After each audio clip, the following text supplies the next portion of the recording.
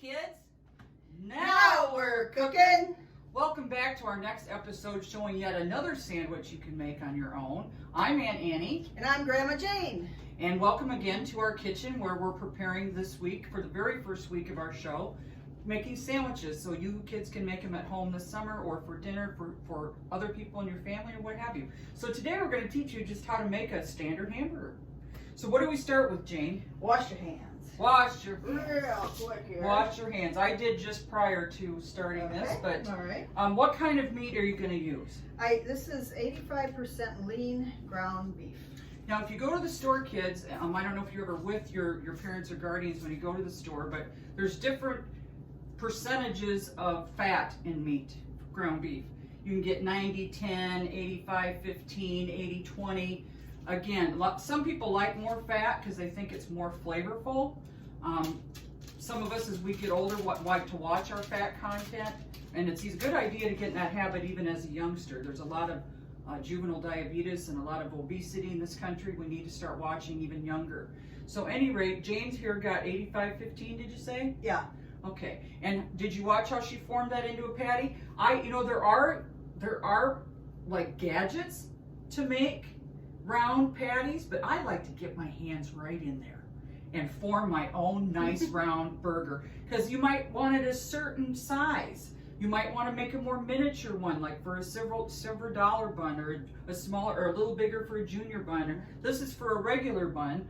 But again, look how quickly Jane just did it with her hands, and as kids especially. Well, I haven't lost it as an adult either, but it's just fun to get your hands in there. It's almost like an art project. Yeah. So at any rate, Jane made this beautifully shaped, I should say, burger. What are you going to do? Are you going to season it at all? Did you want seasoning on it? Yeah, when you throw it on there, why don't you throw a little garlic powder and pepper on it for me? Okay. I'm not into salt so much. I'm trying to shave off a few of these unwanted pounds, and I like to watch my sodium. So, any rate, Jane's going to put on some garlic powder and some black pepper for me. Just sprinkle it on. Again, use the part of the container that has the little holes, and make sure you don't open the one that's got the great big area where you can put a spoon or something in. How hot are we going to put our stove? Well, I put it at 8. Okay. So about a medium high. What kind of pan this time? Another Teflon nonstick. Very good. Again, works for everything we've used so far. Everything we've grilled, we've used a nonstick Teflon pan, and we haven't burned anything yet. So there you go. They're easy to wash too. Very easy to wash. Yeah. So what kind of cheeses, if any, do you want on here? It looks like you've got a cheddar out here, and then a baby Swiss or a Swiss. I think I put regular Swiss out this time. Okay. Now, first of all, you don't have to have a cheeseburger. Some people prefer hamburgers, just more calories, but at least it's protein. If you do decide to put a cheese on it, it can be one kind, two kinds. Again, whatever your flavors of choice are, you can't do it wrong. We've also got a different kind of bun out. There's all kinds of hamburger buns out there, pretzel buns, all kinds of buns. What kind of bun did we get? Onion buns. I can't remember what that say on the package. But there are onion it's buns. Butter, like a butter bun. There are onion buns. There are sesame seed buns. This is a brioche bun. Okay? This is what we happened to grab yesterday at the store. And so you also have another option when it comes to the bun. You can butter it and grill it up a little bit. Like I said, I've got a couple of friends of mine that want it always burnt. That's not my taste, but Jane's got the patty, the hamburger patty, over to the side of this particular nonstick pan. And so when it gets to a certain point that the burger's ready to flip, I think she's going to butter this bun and grill it up a little bit so it's a little toasted. Toasted bun. You can use butter, and also you can use mayonnaise to toast. It's a little bit, it toasts really well either way. Or salad dressing or Miracle Whip. Yeah. Again, if that's what you're going to put on it anyway, as part of what you want for a flavor choice on your burger, it's just another option. And thank you, Jane, for pointing that out. Yeah. Now, we don't have everything cut up here, but I think you kids know that once a burger is prepared, you've got a myriad of options as far as what you might want to put on it.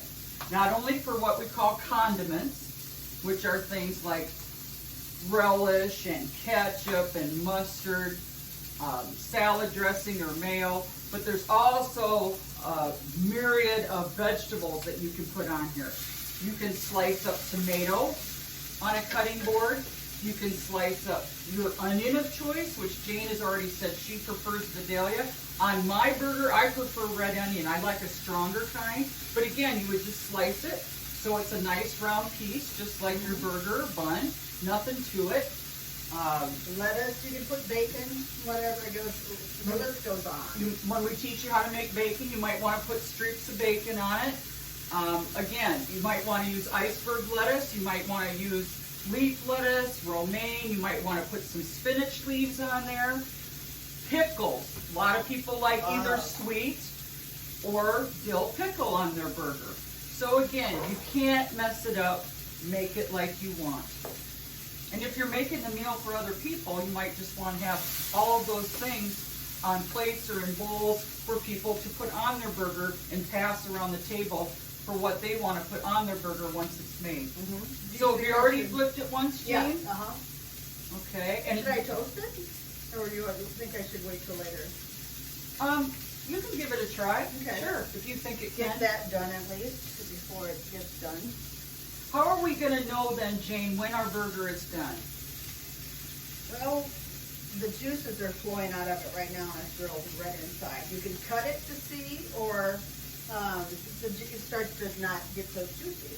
And that brings up another thing. When it comes to meats, you've got the rare, you've got medium rare, you've got medium well, you've got well done. A lot of restaurants will say they're not responsible for well done because they think that a lot of times that's not the correct way to make a burger. Now look how quickly Jane toasted that bun. She had it in there just for a few seconds. So it's however you want your meat. Some people like it where it's still pink inside. Some people like it when it's very pink inside and still bloody. Some people say, no way, I don't want to see any blood or I'm not getting anywhere near it. In other words, they don't. In fact, if they want it rare, a lot of times they'll say, I still want to hear it mooing. Get it?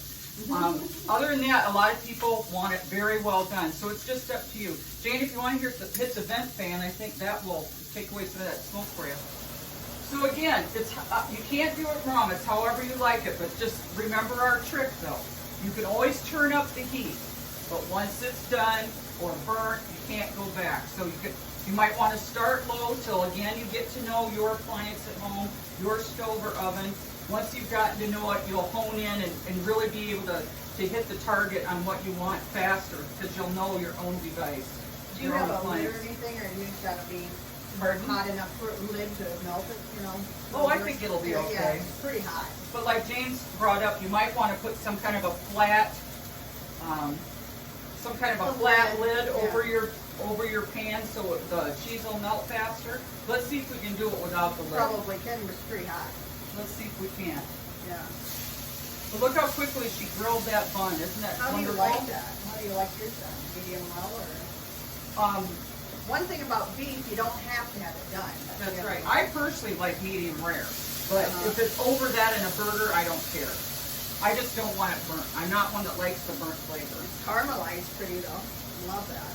Caramelized is when it gets a real, I don't know, it's like it's sort of crusty almost on top or something. It's delicious. So again, once it's the desired, and again, you can, just like the grilled cheese or our grilled sandwiches, you can flip it back and forth till it's like you want it on both sides. And once we get the cheeses on there and they're melted, like we said, we'll just put it on our bun and we'll put our desired condiments and we'll put our desired vegetables on it, and there you go. What do you think? Now we're going to go ahead and, we've gone ahead and grilled it, sure. We've gone ahead and grilled it because we don't know if you kids have outside grills. If you do, we think that really would require your parents' permission or supervision, so we aren't going to get into the outside grills, which are kind of fun in the summer. But that really probably isn't something we should do without your parents being around. Because those grills, as you know, are either gas with propane or they're with charcoal.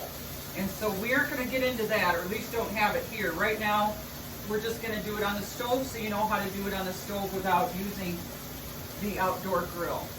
Also, tell them what else you've used to make meats on, Jane. Yeah, like the George Foreman grill. Those are really nice for inside. Okay, but in case some of you don't have a George Foreman, Most of you do have a stove or a stove top. So we're trying to make our food on things that are universal to everybody probably having at their disposal. Well, I think this is getting I done. think it's good enough for me. Okay. And I'll just turn, and make sure you always turn your stove off. Jayne's so good about keeping us safe, isn't she? So again, you'd have to imagine then Jayne will show you what it looks like and what the bun looks like grilled. Doesn't that look fabulous, kids? Mmm. And once again, you might want to put your condiments and your vegetables of choice. With a cutting board, of course, you're going to use your knife of choice, safely cutting your onions and tomatoes, gently tearing your iceberg lettuce, or using your other leaf lettuce and gently tear it, and your onion, tomatoes, all that stuff. It'll be a very, very delicious meal. And the smoke alarms that go off. Yeah, we don't have any windows open because it's very hot here, and so the air conditioning's on and I don't have any windows open. But at any rate, some of you also might want to have a vent on when you're making something like this on the stove. Yeah. So until next time, here's yet another sandwich to add to your list of things you can cook.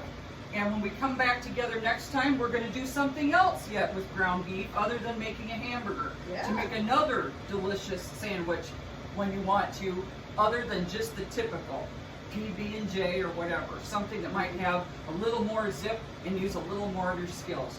So till next time, kids, I want you to try to think good thoughts today. Think good thoughts about yourself, think good thoughts about the world, and be a light to the world.